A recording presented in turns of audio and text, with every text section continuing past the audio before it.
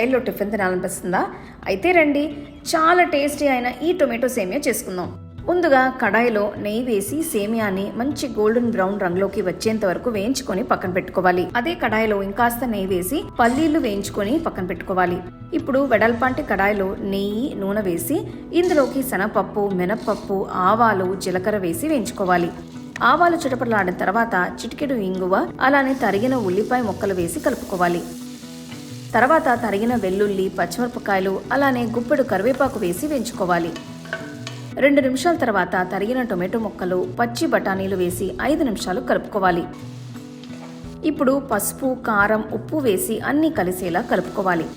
సరిపడంత నీళ్లు పోసి మూత పెట్టి బఠానీల్ని 3 నిమిషాలు ఉడికించుకోవాలి. నీళ్లు మరుగుతున్నప్పుడు వేపుకున్న సేమియా వేసి మూత పెట్టి 10 నిమిషాలు ఉడికించుకోవాలి. చివరగా వేపిన పల్లీలు, అలానే కొత్తిమీర వేసి గార్నిష్ చేసుకోవాలి. బ్రహ్మాండమైన టొమాటో సేమియా ఉప్మా రెడీ. చేసిన వెంటనే బాగా వేడివేడిగా కొబ్బరి చట్నీతో పెట్టుకుని తింటే అబ్బా అద్దిరింది.